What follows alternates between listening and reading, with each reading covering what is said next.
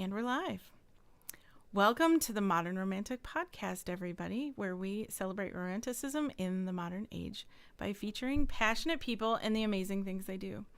Today, we have the pleasure of chatting with Alisa Kwitney, an Eisner-nominated known author for her captivating work in graphic novels, romantic fiction, and urban fantasy. With a background as an editor at DC Comics and Vertigo, and an MFA from Columbia University, Alisa brings a wealth of experience in storytelling and creative expression. Please welcome Alisa Kwitney to our podcast. Yay! Oh, thank you for having me. Thank you for coming. It's been a little while since we had to reschedule, but I'm so glad we got to and that you're here. I am too. It's kind of exciting because, as you pointed out, my career kind of had two branches for a while. One which was in comics and one which was in novels. And I think more and more the audiences are overlapping. So it's since I'm doing more comics these days, it's comics being what I call graphic novels because I'm old school. Right. It's really nice to be talking romance in comics. Yeah, sorry. I needed water. Comics, romance, and water. Just the Right. necessities of life. Well, I feel like your background in comics has and your background in editing and things like that have really, it's gone hand in hand.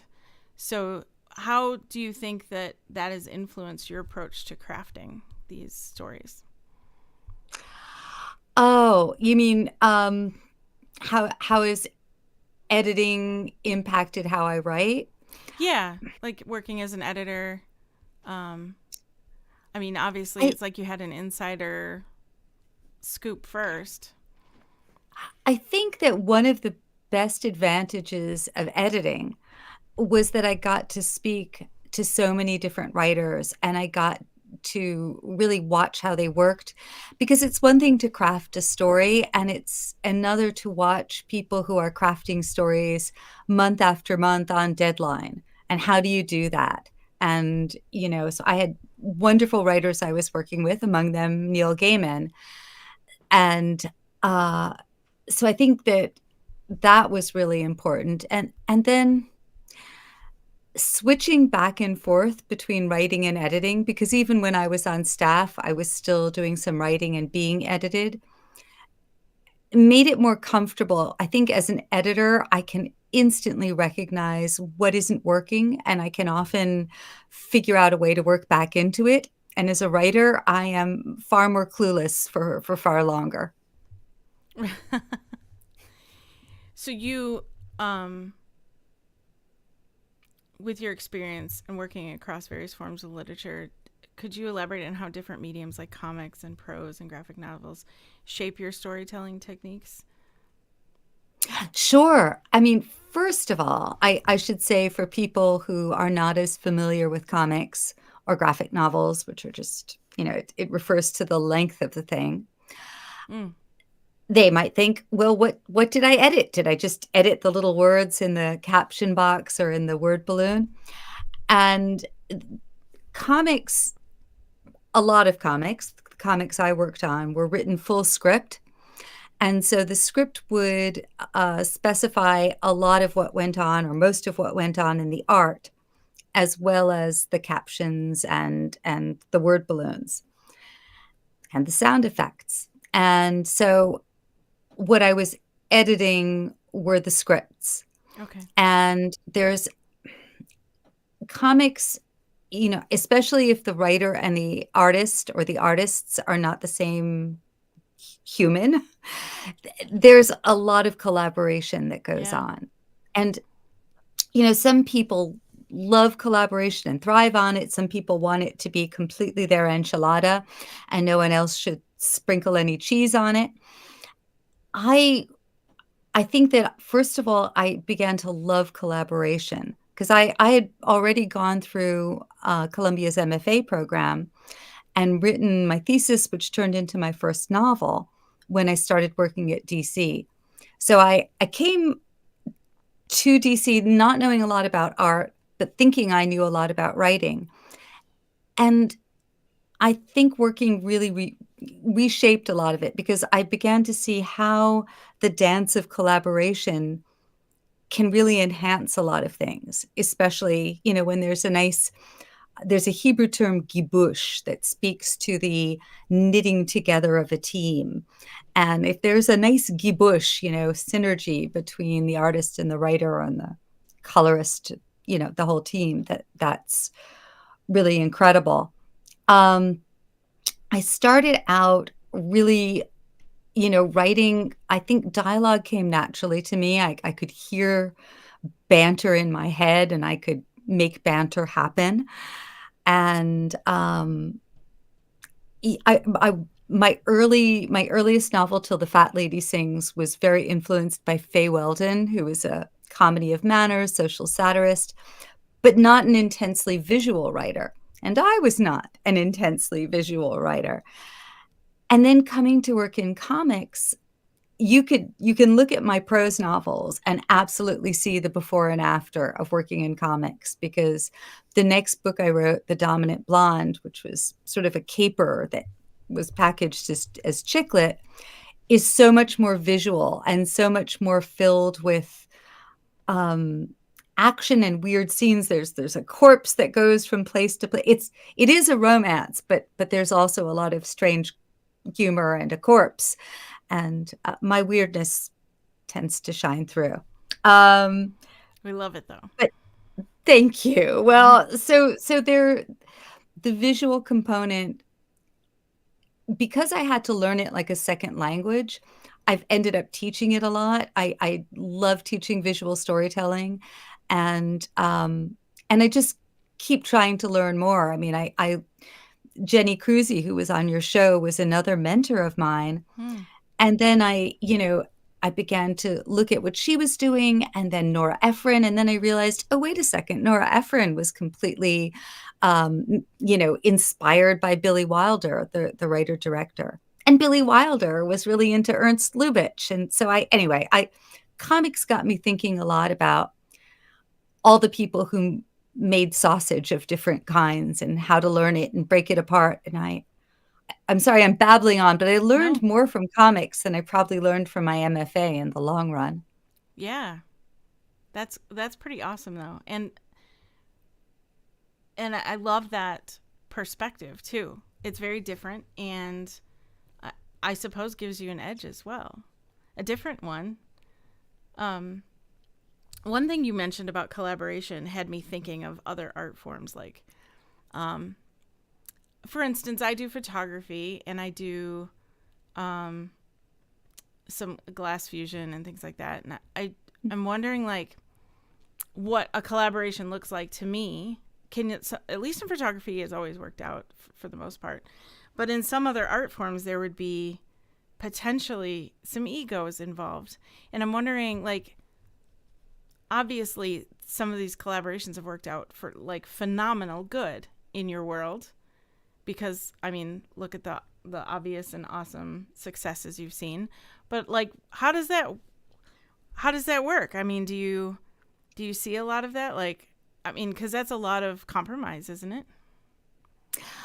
Yeah, I think so. I've taught comic book writing, and one of the first things that I usually start with, how salty can my language be? Because I have two versions.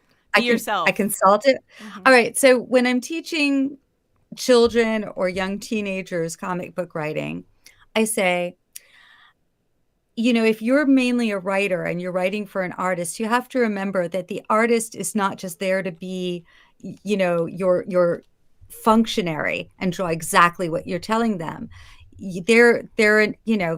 They're there to contribute as well. And the more you engage with them creatively, the better the work will be. Mm-hmm. And when I'm, teaching adults, I just say, the artist is not your bitch. So I think that sometimes people want to completely dictate and over direct the artist. Mm-hmm. And, and they'll say the character should be turned 3/4 of an inch and we are 6 feet away, and Wow. they're trying to give every. And what I learned, especially from reading Neil Gaiman's Sandman scripts, was sometimes he was describing to the artist things that can't be seen, but which would inform the work. Hmm. So he would say, I can't remember verbatim, even though I've got a podcast on the Sandman right now, you would think I would remember these things. But for me, I will say something like, we we may not have seen this character before, but this is more confident than he has ever been before in his life. And the artist just knows what it looks like when someone who is sort of nebbishy is suddenly having a moment of bravery. And I I tried to compare this to people who are new to the forum as if this is ballroom dancing. And if you're the writer, you're the guy ballroom dancing. The artist is the one in the fancy dress that everyone is looking at. So, and if you if you can't enjoy that, if you can't dance with that, then this is not really going to be the medium for you unless you yourself learn to draw. I've been working for about, God, is it 5 years or longer with Maurice, who's been my artist on a number of projects lately. And I think the thing that really made a difference with him is he delighted in the collaboration. He wanted to talk about things, and we developed a real trust so that, I was listening to how Jenny and Bob Mayer talked, and it's kind of like that with Maurice and myself, because to get humor into a comic, so much is about it's not just the back and forth banter, but it's the timing of the reaction. It's being acted, and how many panels and how many slices of time you've all of that is going to affect whether the joke lands. And then I want more than a joke. I want to be able, my goal is something like Fleabag, where you go from moments of humor that soften you up for the emotional sucker punch. I'm borrowing Phoebe Waller-Bridge's language there. I'm paraphrasing, but I think she has put that wonderfully. Mm-hmm. So it's only it's only through not having ego and saying how I wrote it or how you want to draw it is not as important as what works for the story. Right. I guess if everybody has the same focus and end goal, and it makes a good team, because that matters, certainly. One question from our chat is, do you ever have to adjust your art style on collaborative projects, or do you get creative freedom? And it could be you answered that. So I mean, in the past, I've usually been paired with an artist, and often it will depend on the project. Um, with Maurice, I know he is always he has a very European style, but sometimes he's been a little more mainstream, American DC Comics. He did Harley Quinn stuff. And with Guilt, he was going very realistic, very detailed. And then he's doing something a little different for the project we're working on now, which is set in Greenwich Village of the 1950s. So, but now I myself don't draw. I draw only well enough to kind of, sometimes, I will give an artist a picture that shows in a really awkward way what I'm trying to get at. So, and in terms of adapting my writing style for a project, I think one always does some adaptation. I've written YA in prose, and I've written comics that are more YA and some that are more adult.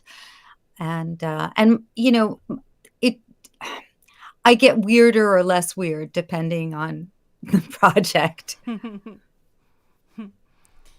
And you've seen some success since you were young. You were published at 8, is that right? Oh gosh, yeah. I was the poems and stories that were published when I was 8 were written, I think, about a year or so earlier. Wow. But yeah, I was the Teachers and Writers Collaborative was then operating in New York City's public schools. And I was a really weird kid, and my mom was a poet and a journalist, and my father was a science fiction writer. Uh, and so, you know, my mom was introducing me to the idea of free verse and blank verse really early on. So I was writing poems, and they collected them in a book. And that was so exciting that it instantly gave me writer's block. So Wow. I didn't write again for a few years, I think.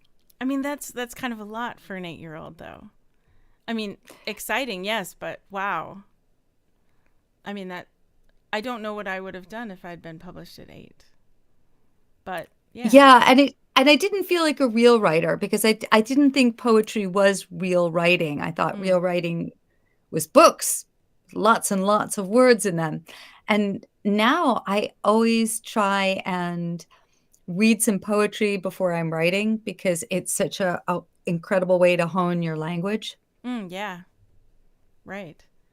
Do you feel like experiences like that, being published at 8, did that influence your creativity later, or maybe your resilience? Oh, probably. I think, I think I had to discover again and again that I didn't quite know what I was doing. I know that in so I was an undergraduate at Wesleyan, and I was writing weird science fiction-y stories, and I couldn't get into any of the writing classes until finally I got into Kit Reed's writing class, and she is a great science fiction, uh, maybe even horror writer, mainly science fiction.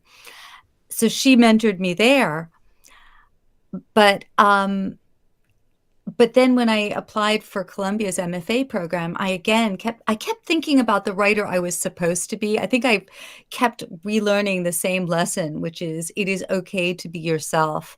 But I'm probably still learning it now. I think I'm constantly thinking I should write a book like so and so wrote. That was successful, and I think I could do that. And then I write it, and it's much weirder.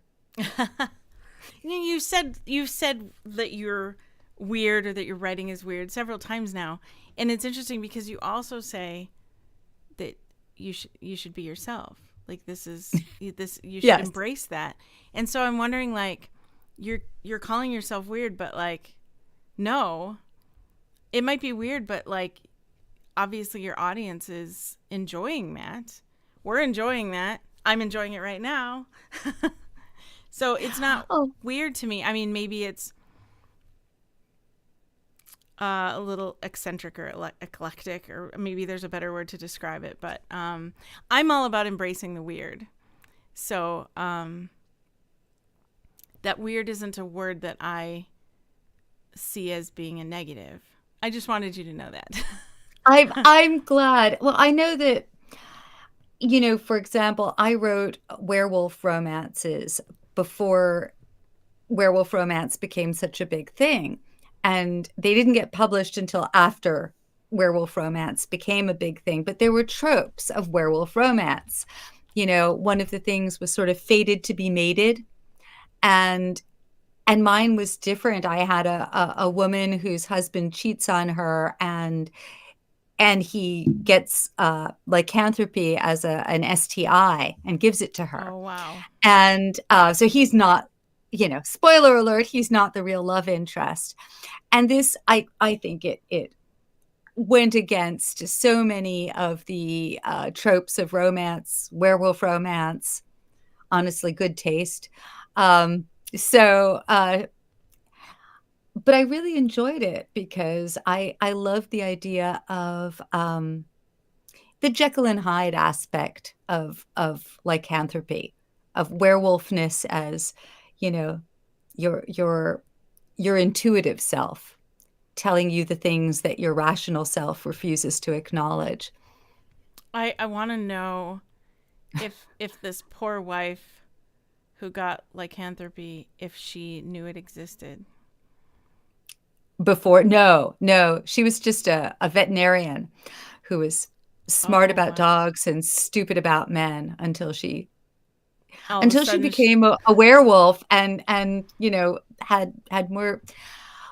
Well, the inspiration for that book, I don't know why I'm talking about this, but it's a good example of yeah. weirdness. I was at the Mohunk Mountain House, which is this beautiful turn of the century hotel that really looks so much like The Shining that it's shocking to think that it's not Wow. where The Shining was filmed. And it got me thinking about The Shining and how unfair it is that in The Shining, the husband is, you know, given supernatural strength and taken over by the ghosts of the place, but the wife is just on her own. And I was thinking, this is unfair. The wife should definitely have, supernatural, she should have her supernatural team just as he has, and they can work out their marital differences in a, pitch supernatural battle. So that was my inspiration. Yeah. I love it. I want to read this now because I haven't. And I'm imagining the idea of having bizarre symptoms and not knowing what is happening to me. So that's great. Tell me the name of that one. Oh, so there's two actually. That those were Okay. written as Alisa Sheckley.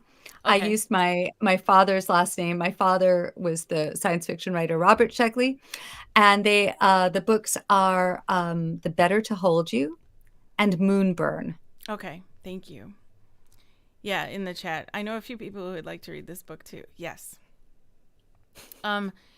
Um, and back when we were talking about poetry, one question was, do you gravitate to any, Oh, I'm sorry, do you gravitate to any specific poets for inspiration? yeah. So let's see. Lately, because of the 50s, I've been rereading Sylvia Plath and Sexton. Particularly, what's the poem that Anne Sexton wrote about the frog teacher, the frog, you know, Oh, well, I'm burly embarrassed to say I don't. sorcery, wise, wise, wise. So anyway, there's that. Hmm. Theodore Roethke, The Waking. Um, I was just revisiting. I did a podcast for my Endless podcast that I do with Lonnie Diane Rich, and we were talking about the Song of Orpheus. So I went back and there's the Rilke, what is it? Orpheus, Eurydice, Hermes, I Mm-hmm. think is the name of that section of the poem. Yeah, Trey, who is unfortunately ill today and couldn't be here,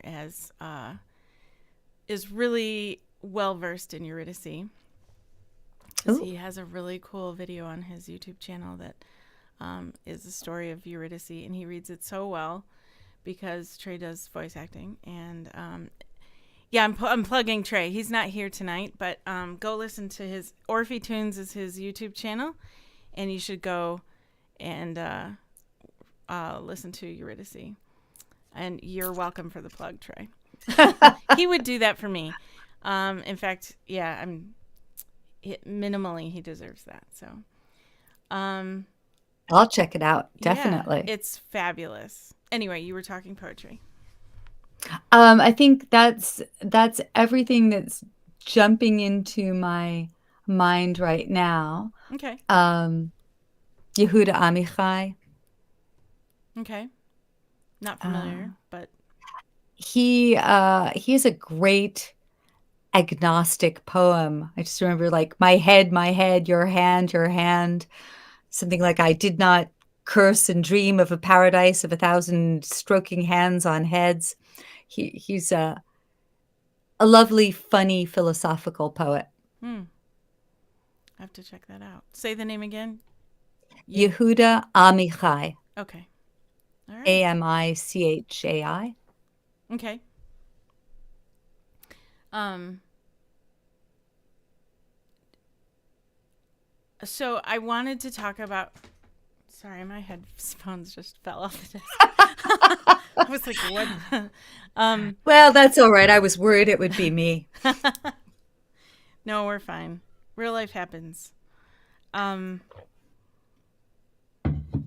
I took a drink of water and managed not to choke. I have to tell you, usually when I take a drink of water, And I took a little speech and language prerequisite, so I know that, the price we pay for speaking is that we can't drink and breathe at the same time after infancy. Um, but I am particularly bad at breathing and drinking. Breathing and drinking. Yes, can I will. In fact, I'm going to wait because I will end up not being able to speak as well. So, um, I wanted to ask you about editing too because you mentioned Neil Gaiman, and I'm sure you get asked this a lot. But what was that experience like working with him? Just terrible. No, Yeah, I'm I imagine it joking. would just be horrific. We Which are is why I still asked. friends. Sorry. No, we're still friends. I had the enviable task of interviewing him at the Woodstock Book Fest this past April, and I got to be, I don't know what to call it, book doula on the Norse mythology book Mm. that he did a few years back. Uh, he was very smart and he knew all the different aspects of things. So I remember he was only, a few years older than me. And I mean, we were young, but he already knew so much about how he wanted the art to look and the covers and even the promotional materials. He had opinions and good ones about all the surrounding aspects. But he was also really just fun to talk to because he was this reader, and I think there's our one of our stories is that at some point he was talking about science fiction writers that he had admired. And I said, "Have you read the writer Robert Sheckley?" And Neil said, "Yes, God, his short stories from the 50s into the early 60s were brilliant. And then I don't know what happened. The work after that kind of fell apart. I think maybe it was drugs." And I said, "He was my father." And Neil said, "Oh, God, and I said, no, it's okay. I completely agree with you." That's So hilarious.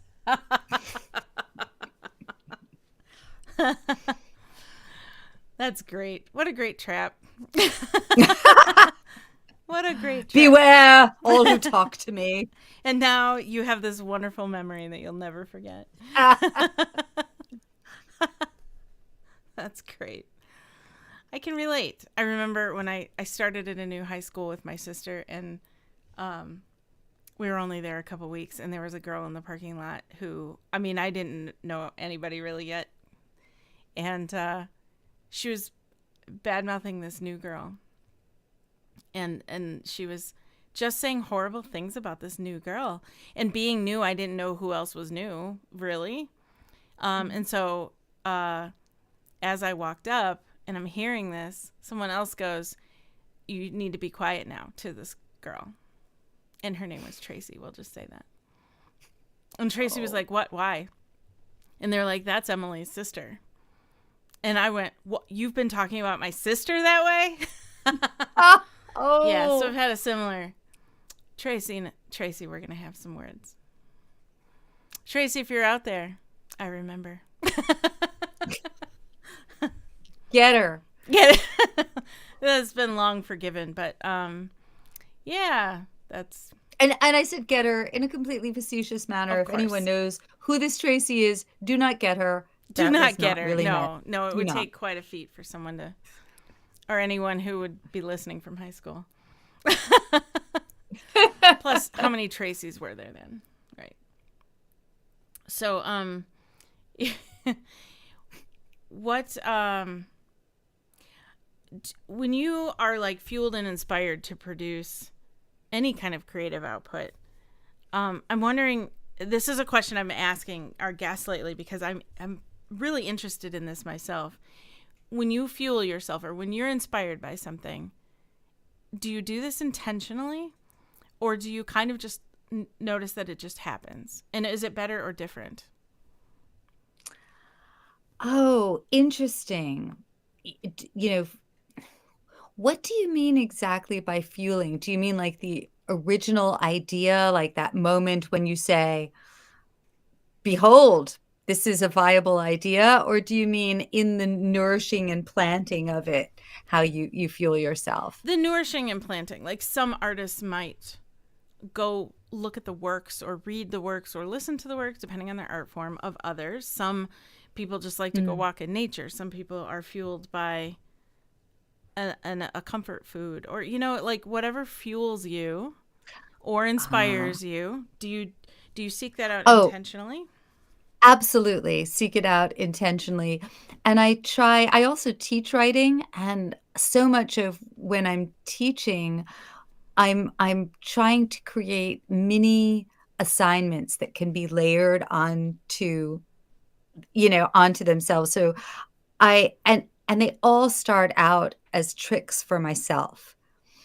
So for example, one of my tricks will be to say, I'm a set designer today, and I'm going to think about the main sets where things are taking place if I'm doing a novel, and think about what are the elements in this bedroom or apartment that tell us about this person. And I'll just have that be a mini assignment.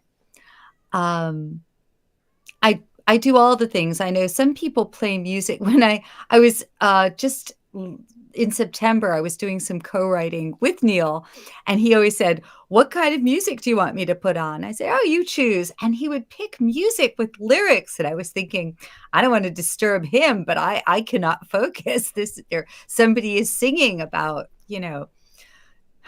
something, and I can't hear the words in my head." Right. Um, so I can listen to music when I'm walking and sort of see scenes, but I can't listen while I'm writing. Mm. And, I there's a lot of stuff I do before.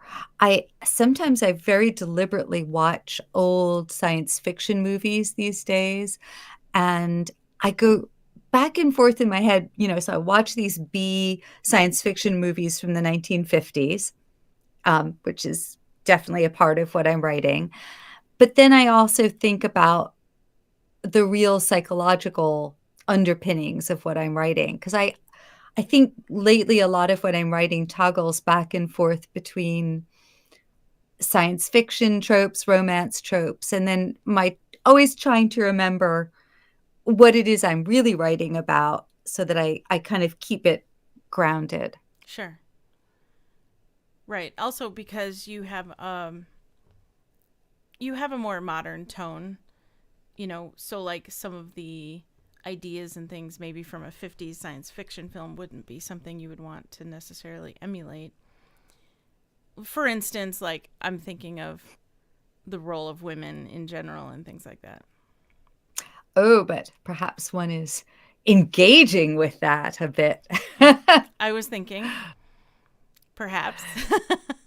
I mean, one of the things that I felt my father's short stories, I love reading them. And I should say my dad didn't raise me, so I was sort of raised by the books he left in his library. Some were his, some were other Okay. writers of his cohort, and some were the writers who inspired him.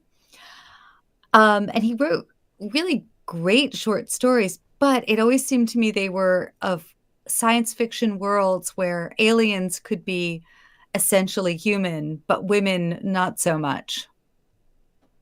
Hmm. Women were always more other than the aliens. Hmm. Maybe they are. Maybe they are. You never know, right? I don't know. I was thinking about, how I the older I get, the less sure I am about gendered, exactly how the genders work because okay, this is my current theory. I was Okay. listening to Jenny Cruzy and Bob Mayer, and they're Mm-hmm. talking about how women tell stories and how men tell stories, which of Yep. course was Jenny's thesis. And I've been thinking, honestly, I think that after the age of 45 or 50, everything shifts. Okay. And I think that, men and women become less and I'm talking cisgender, heterosexual, you know, I think we have become much less dissimilar. We become much less dissimilar. Okay. You're not convinced. I also think Splash I'm might thinking be a about it. horror movie, but we can talk about all these things. So what's an example of that to you? Um, of how okay, so I think a lot about when I write romance, and romance, is in almost everything I do because I love romance. I think that it is such a great engine because it motivates people to move out of their comfort zones like nothing else. Yeah.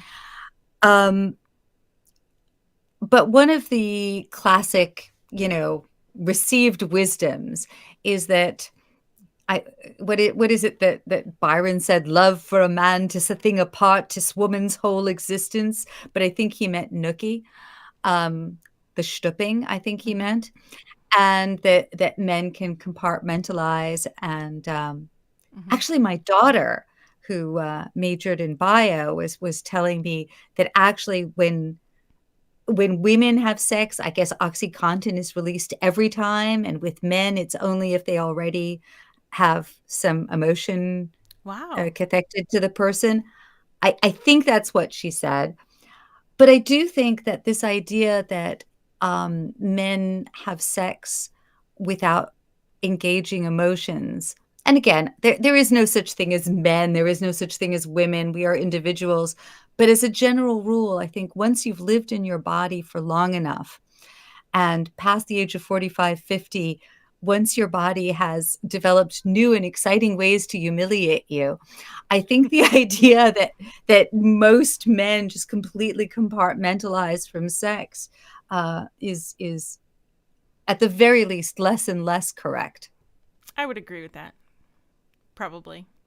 I mean, I'm not a guy, but I imagine. And somewhere a cat screams Yeah. in protest or agreement, it's hard to know. She's back. Yes, I'm talking about you.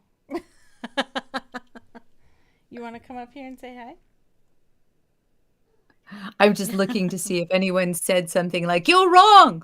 You're All wrong. the men I know compartmentalize. um yeah, I'm waiting for that. Huckleberry. Huckleberry is my dog, and I don't know where he is. I think he's upstairs. That was in the chat. So, yeah, he makes an appearance once in a while. He's a good boy. Um, Come here. I will show you off real quick so you can be quiet. Otherwise, we love having a good interruption, but Aw. turn around. Oh, Nope. sure. Nope. Okay. You always get more animal ass than you expect. My dogs often sleep with me, and it's very rare that I have a dog head next to me. Yeah, I don't think that buttholes mean the same thing to animals that they do to people. Thank God my dogs have big furry tails that I consider them modesty tails. I wish my dog had a modesty tail. He has the lack of a modesty tail. He is very immodest. I love that. That's great. Yeah. If it's not Huckleberry, it was Velvet. And that's Kaz asked, what is, if that's not Huckleberry? Yeah, it was Velvet. She's tearing around here. That's her thing lately. The moment I sit down and have a podcast where I'm actually recording and speaking to other humans, she wants to be part of it. I can't play with you right now, baby. Anyway. Well, at least she doesn't have a sonically high-pitched bark like my Oh, Icelandic sheepdog. yeah, that Oh, is. someone says, "Aw, hello, Velvet." Yep, there she goes running up the stairs. Velvet says hello in her strange little way. So, you resonate with readers across different genres. And how do you balance these diverse themes? Like your work spans various themes, and like fantastical and um in graphic novels to like being introspective in romantic fiction. do you find that, I guess, yeah, how do you approach balancing those themes? Oh, it's a good question. I always I love humor, and I think I always start out by wanting things to be funny as long as they are true. And and to me to be truly fun, so for a while my books were being packaged with chick lit. And the problem I had with some chick lit, and it was, first of all, there was great chick lit. The and I think a lot of what we now call, romantic comedy in novels is basically chick lit under a different name. Yeah. Those were the first romances in the '90s where a woman's career was considered really part of her happiness, so that it wasn't just that she was getting the guy, but often she was getting the job or the advancement, and it was often about that aspect as well. Um, but often they were clever but not funny, and they would have what I think of as the joke-shaped object, where it was written in a funny, clever way, but it wasn't funny because to be funny, you actually have to go someplace a little dangerous. And it's so the classic, "I feel so depressed, I just wanna sit home with a pint of ice cream and, I don't know, and my fuzzy slippers." Mm-hmm. That's not really exposing anything. If you're, I don't know, if you've got it it would have to be more, maybe the first person who wrote about eating an entire pint of ice cream on your own when you're depressed was revealing something, but then it became socially sanctioned, as opposed to, I don't know, devouring an entire roast chicken that the family was about to eat or whatever. Um, so I think you were talking about how do I balance these different things, that I always try to balance it in part by, you know, figuring out if it's true enough to be funny. And if it can't be funny, then, telling it straight, because I would rather have it be dramatic than a failed funny. Yeah. And and funny is hard to achieve. Um, and in terms of the weird, I try not to go too far into, I guess what friends have called the ick factor. I know it depends um on the kind of story. I just did a story for Creepshow, and they wanted more horror. So I put in what's called body horror, the term where it's gross as opposed to horrific. Mm-hmm. And I love gross. I think it can get in my way with romance. So in Guilt, my time travel graphic novel that came out, I guess, was it last year already with Maurice? I wanted the home healthcare aide who's in her 50s goes into this apartment and she's looking for Band-Aids, and she ends up pulling out a diaphragm that's covered with cobwebs. And the reason I thought this was really funny is because I know from my daughter and her friends that, the diaphragm is now in the Museum of Antiquated, birth control methods. And, I guess it's up there with, I don't know, avocado-colored refrigerators and those Corningware percolators with a little glass nipple on top. No one has it anymore. And Um it also could be a funny, someone's metaphor for maybe their life. Yes, the cobweb diaphragm. Mm-hmm. But also it was inspired by the true experience of finding some things I wasn't expecting to find looking through my mother's medicine cabinet for other things.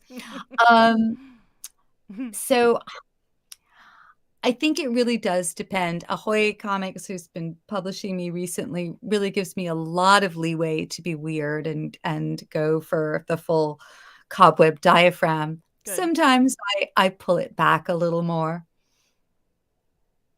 But yeah. Well, I mean, I love that they're they're treating you well like that. I love that. But, I also want it to work. I sent you one page Yes. where so Should I pull that up? there are yeah, you can pull up the page, so there's a clinch in it, and this is a little bit of a spoiler. So, this is the home healthcare aide, Mm-hmm. and it's complicated who the guy is because he is. I don't want to give away too many spoilers, but it turns out they knew each other as teenagers, which when basically the home healthcare aide Trista and Hildy go back into the past, they go back into 1974 New York City. They discover that they knew each other and have this whole past, and it also involves um, this guy whom she knew as a teenager. And so, I want things to be funny and sometimes really true, but I want to have the romance moment as well. Yeah. And earlier he had recognized her, and it didn't matter her age. He would always Oh, have. they're both, yeah, I mean, they're both the same age. They're both in their 50s in the present timeline. Right. And when we go back into the past, I think they're 9 and well, they're close in age. I think they're 9 and 12. Okay. But yeah, he would recognize her regardless because he had like a thing for her then, back Yeah. then. So I through a lot of the comic, you see them as kids. There was a real 70s genre of, free range kids on the city getting into trouble. And so there's that element at play there. So you called it a clinch. So what, for those who may not quite understand what that is, can you describe that or at least explain it? Clinch is the old romance cover where they're embracing and almost kissing, Mm, usually. Actually, can you go back to the panels before? I'll show you as we approach the clinch. yeah, I let don't know me. if we can. So basically, if we go back a little bit more, so there's um, the first is she's trying to. Okay, stop there. So Oh, I'll sorry. describe this for people listening. This So here. Trista is trying to escape, and Win is pulling her in, and he pulls her in at first, and he's in uniform. I won't say what uniform yet, but he's got her kind of imprisoned. I mean, not imprisoned, but he's holding her sexily semi-captive there, and they're bantering back and forth, and he's declaring himself, and she's resisting. And then let's see, we'll skip down to the next, Oh, and yeah, and she's pushing here. him away, Oh, and here then she's she pushing away. pulls him Sorry. into the embrace. And this was really, I think it's romantic. It's fun, the choreography of a kiss scene. I wanted to have some of that 70s romance play of, you know, a little, a little danger in the power play between the two people. But in the 70s and 80s old school romances, as we know, they were sometimes problematic by today's standards of consent. Mm-hmm. And so I really wanted to make it very clear that she pushes him away, he lets her go, and then she pulls him in. And so that was also part of the uh, choreography that I worked out with Maurice, the artist. And Oh, and that's Hildy. Yes. in the back there. Yes. And can I read the dialogue Oh, there? yeah, go for it. Let's be honest, the fact that I have a position of occult authority totally turns you on. And she says, turns me on? What if your kiss turns me into a dead-eyed night porter or sends me back to the last ice age? I've got zero trust in you. You think that lights my fuse? And he says, yep. So, and I laugh at my own joke. There you go. No, you should. I love that. Oh, And yeah. I just rewatched All Our Yesterdays, which is the original Star Trek episode. That's where Spock goes back to the Ice Age and Mm-hmm. becomes a barbaric, um, much more primitive Vulcan who is overwhelmed by Mariette Hartley's leather bikini. And Josh said in the chat, Trek nerds, yes. Yes, Trek nerds. Somebody just said to me after rewatching that with me, Alisa, I think that may be the source of a lot of your, romantic imprinting, for better and for worse. It's not a bad thing. It's not a bad thing at all. In real life, I don't know. Vulcans can be problematic. Well, yeah. But we still like to play with those ideas in our heads and explore that to some degree. Okay, so fun and esoteric fact, I just looked this episode up, and it was written by a woman who was, I think, a head librarian at Harvard, and all she wrote was All Our Yesterdays. Jean Lisette Aroeste, Aroeste. I can't pronounce that. Okay. And she also wrote the Star Trek episode. As far as I can see, these are the only two things this woman ever wrote. It's the one where there's the alien being in the box, and he's got the woman with the spangly veil that is blind. Okay. And also Spock has a mind meld with the alien and goes mad. There's a lot. She was very into Spock. Well, it's interesting because we had I'm trying to remember what he said, but we had Tom Blomquist on the show. Ooh. And he talked about how because he was a producer and director and stuff, and he was telling us about how people could just basically, it sounded like this, so I could be quoting him completely incorrectly, and I'm also terribly paraphrasing this, but it's basically like people could just sort of submit scripts of what they wanted for these shows, and that they would go through them, and you never knew who was going to end up being able to have their script as an actual episode of some of these shows. And I find that awesome, but also, like, I wonder if that's kind of what happened here. Like, she didn't write anything else. Yeah, just those two. Except maybe whatever volumes she had in her house that never got released or published or whatever. It does make me sad because I think those were two of my favorite episodes of OG Star Trek. Well, yeah, maybe she got really lucky, and you never know. You mentioned, because you teach writing, I was thinking about, like, you must get a lot of people ask you for advice on writing because obviously you teach it. But I was wondering how AI is playing out right now in your classrooms, and how you, maybe not so much how you're addressing it, but like, how do you feel about that? And also, like, what advice do you give regarding AI and writing for yourself? I have not really engaged with it because I think what is interesting to me about story is not how you put together a bunch of tropes. So if you're going to borrow from science fiction and this from romance, and what I want to know is why you're telling that story. Why are you choosing that? What grounds you in that story? And so I don't understand how that is interesting. In the same way as if if AI can put together a bunch of different artists and do something, and it's and I have a friend who told me she's using some AI artwork to generate images of characters, that she can look at when she's writing. I don't, for me, that doesn't work because I think there's something so soulless about it.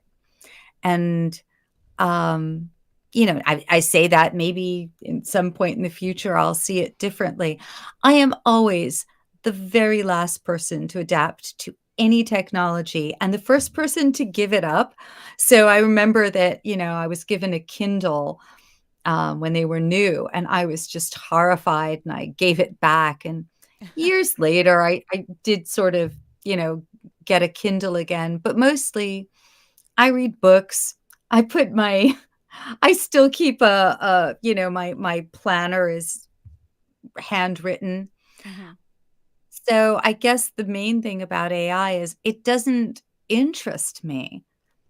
And when I haven't been teaching classrooms of kids, so I don't have this problem right now. But handwriting is really a great way. You engage more of your brain when you're writing and when you're writing cursive. I've also just gotten, Neil loaned me his free write, which is a little typewriter that goes click, click, click, click, That's and saves awesome. to the cloud. So yeah, I'm going in the opposite direction from AI. From a romanticism standpoint, I embrace that and love it. And I feel like there's still plenty of us out there that are leaning toward real books with spines and paper. And um, I guess my thought was, you said AI is kind of soulless, and definitely for sure, because really all it's doing is taking from humans what's already been created by humans and spitting it back out in different arrangements. And I guess outside of the fact that there is it is mass theft of works written by humans, it is also like because it's becoming increasingly smart and increasingly like having the ability to have different tones and different things like that, because you can type in something like, I want to write a novel that sounds like Alisa Kwitney, something like that. So I was just wondering how you were discussing that with your, if you were discussing it with your writing students. But I think nothing will ever replace the human element, and nothing can write a story like we can write a story or tell a story. Well, the why, I think, will always be missing, unless the AIs develop true consciousness, in which case we're all screwed. Um, We've seen but those movies. But it's the why that makes things interesting to me. And I also think, there was a period of time, maybe this is too different, but I find Victorians fascinating. Mm-hmm. And, there was a period of time where the best, newest thing was automation. And the Victorians were thrilled to say, this is no nasty handmade jewelry. This was made by machine. Look how perfect it is. And, you know, obviously we don't feel that way. We look at a hand knitted sweater that's beautifully done, and it seems infinitely better to us. Handmade, you know, Mm-hmm. just to watch someone doing something and have some of the spontaneity and grain of all of that. So yeah, I don't know. I think humans need to create. It's part of, in Maslow's hierarchy of needs, at some point, we need to create things. And I don't see how AI fits into our need to create and connect. Yeah. Yeah. That, and we're at kind of a weird place in AI technology too. So it feels a little premature to say many of the things I feel like saying about it. Like what I just did with it can't, I don't believe it can replace humans truly. But I mean 2 weeks from now that could be different. So we're in a weird place with it, and I feel like things like the recent SAG-AFTRA strike, where they were talking about how AI can capture someone's image and use it in perpetuity, and they'll never get paid another dime, feels very wrong. But it's influence, or it's influencing and affecting many art forms, writing, photography, drawing, painting, all kinds of things. So um, I guess we'll just have to wait and see.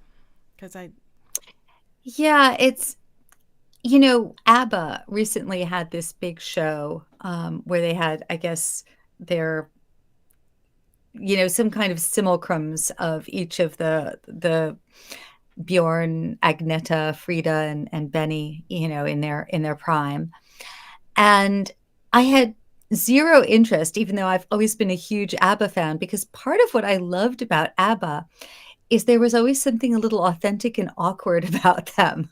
The fact that Frida never stopped changing her hairstyle and always it seemed for the worse. The fact that Agneta looked increasingly miserable and on the verge of crying, how much she didn't want to be on stage without, being squeezed into those weird lycra costumes when they really didn't seem like the kind of people who should be.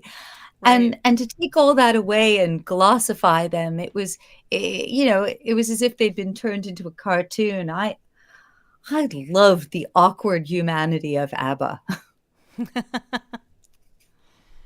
Yeah, if you look beyond their music as people and performers and artists, you're right. Yeah, fascinating. It was a big tangent there, but Yeah, well, that's why we're here. We're here for the tangents. When you are teaching writing or when you're instructing writing, what are some of the tips that you like to give your students? What are some of your top pieces of advice? oh gosh. I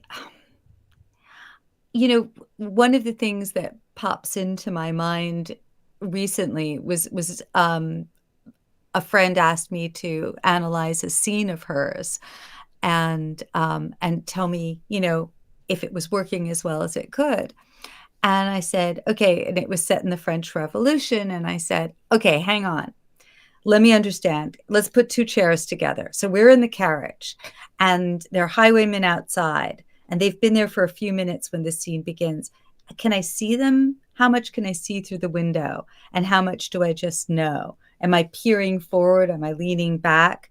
How much time has elapsed and how much time do you think I have left before they come back in? And so we were just starting to put our bodies there and game it out. And I think that sometimes one of the things I do is just talk about using acting techniques or visualization or whatever you can to fully immerse yourself in the reality of the scene. Because otherwise, we're sitting there and writing something that feels pretty far removed, and people are just bantering while their lives are at stake. And, I I want everything to feel authentic, even if it is in the end very stylized. And I think, I'm sure you've had this experience too, where you've seen a movie or read something and you're thinking, that's a lot of banter for people who are about to die. I mean, Right. I know that they're not really going to die, but how do they know? Right. Right. Or like, why are you run? Why are you still talking? Yes. Stop trying to fumble for your keys. You're not going to get them in time. So that's one of the things that I talk about. I also talk, lately, I talk a lot about having an activity in a scene in order to help you pace it so that the scene doesn't go on longer than seems natural. If Okay. someone's washing dishes while having a conversation, at some point, you got to finish how many dishes were in that sink? That's a good one. There was a book I read where I don't really want to give it away.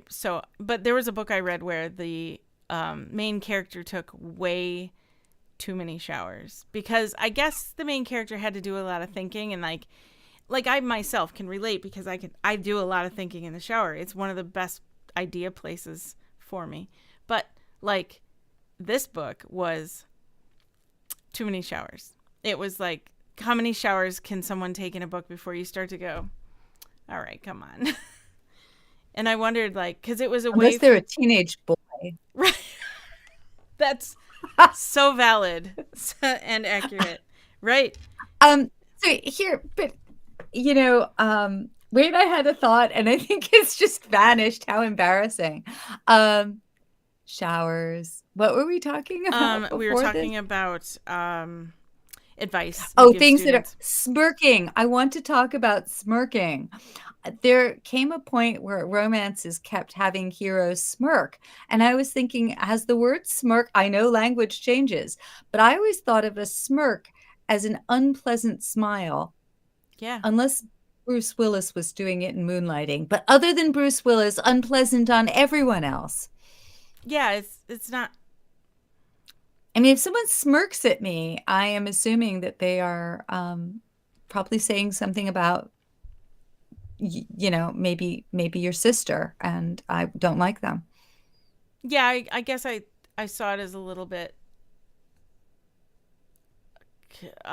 stuck up, or like looking down upon you. Like I'm Yeah, smirking at you cuz I'm condescending, yeah, that's which is yeah. which is one of the giveaways that a marriage won't work if somebody is condescending, or I suppose smirks at you. Smirking. Don't be So, smirking. sorry, writing pet peeve.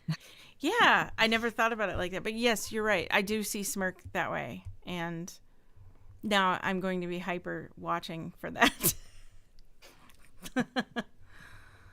um Hi Polar Nights, thank you for joining us in the chat.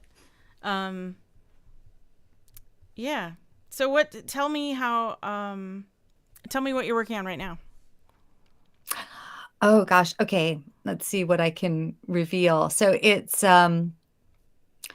set in Greenwich Village in the 1950s. It's there are there's definitely a central romantic relationship, but there's also elements of science fiction, B movie, alien tropes. And but it's also partially about my parents who lived together as beatniks in the village. Oh, fun. Okay. So, We'll oh, have oh, to and I can say one other thing. Okay. It's got a riff on a real character, Mildred Newman, who was the star therapist who wrote with her husband How to Be Your Own Best Friend. And I became more and more fascinated by Mildred Newman. Because it turns out if you just do some digging, she was everybody's therapist in Hollywood. Nora Ephron's therapist, and Paula Prentice's therapist, and Anthony Perkins's therapist. And anyway, it just, the more you dig, the more deliciously weird it gets. Awesome. Well, we will have to watch for that. So to watch for that, I want to make sure our audience knows how to find you, and also how can our audience best support you. Oh, okay. What am I? I'm on Facebook as Alisa Kwitney, Alisa, last name Kwitney. I have a website. I'm on Instagram at kwitty. And what else? Twitter, I think it's at a Kwitney, and Blue Sky, whatever the version of that is. I think I'm, yeah, Alisa Kwitney or something like that on Blue Sky.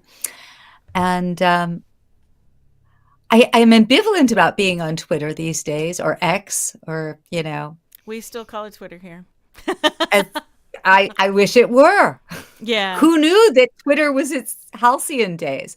Um, so, Right. yeah, I think those are the main places that I am. And then And I've Alisa. got a podcast with Yes. Lonnie Diane Rich, Endless, a Sandman podcast where we read Sandman comics and talk about them, and the Netflix series when it comes back. Can't wait for that. And you can go to alisakwitney.com and find more information as well as other links to her social media. So, yeah, someone said the platform formerly known as Twitter. Yes. So, the symbol for the platform formerly known as Twitter, I guess, would be an X. But, yeah. Yeah. The universal mark for poison. It would seem. It would seem. Well, thank you, Alisa, for being with us today and chatting all things comics and writing and your really cool work. Thank you. Oh, thank you so much. And I'm sorry I didn't get to meet Trey this time, but Heal, Trey, heal. Well, we'd love to have you back sometime. When you Thank come you. out with something new or something, we can have you back and talk about it if you'd like. Oh, I'd love that. Thank you so much. Of course. This episode, along with probably every episode in perpetuity, is dedicated in memory of Joe Capone, our moderator, fellow comedian, passionate encourager, and greatly missed friend. You can find us pretty much wherever you tune into podcasts. For updates, announcements, and more, please follow us on social media under Modern Romantic. Thank you, everyone, and don't forget to be yourself.